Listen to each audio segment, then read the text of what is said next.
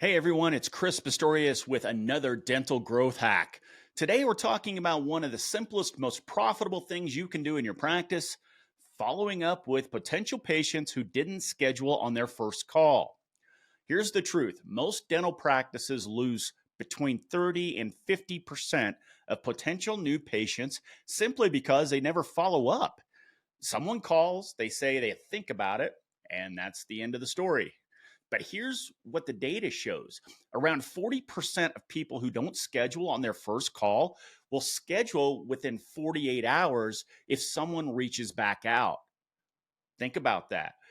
You could double your new profit, or I'm sorry, your new patient bookings without spending a single dollar on ads just by following up. Now, I'm not talking about sending some spammy text or a guilt trip. I mean a friendly, helpful message that reminds them you care. Something like, "Hey, this is Taylor from Dr. Smith's office. Just wanted to make sure all your questions were answered about scheduling your appointment." Or say something like you want to make sure they're taken care of. That really helps. Keep it human, keep it helpful. And if they respond, great.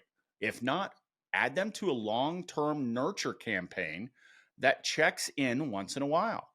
This is how you build a predictable pipeline instead of always relying on new leads. Now, before you go out and spend another 5 grand on ads, make sure your follow up process is airtight.